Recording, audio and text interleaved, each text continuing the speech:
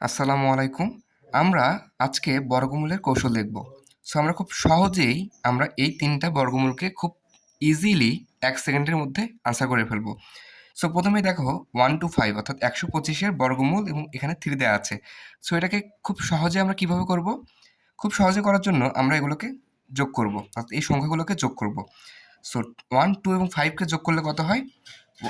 ২ আর একে হচ্ছে ৩ আর ৫ 8 হয়। সো 8 থেকে আমরা যে কাজটা করব, এই ৩ বিয়োগ করে দিব। সো 8 থেকে ৩ বিয়োগ করলে হয় হচ্ছে ৫।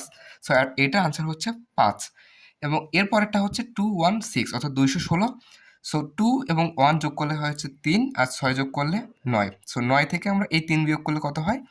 ৬ হয়। সো এটার আনসার হচ্ছে ৬ এবং এরপরে হচ্ছে 3, 4, 3। সো 3 এবং 4 যোগ করলে হয় হচ্ছে ৭ আর ৩ যোগ করলে হয় হচ্ছে ১০।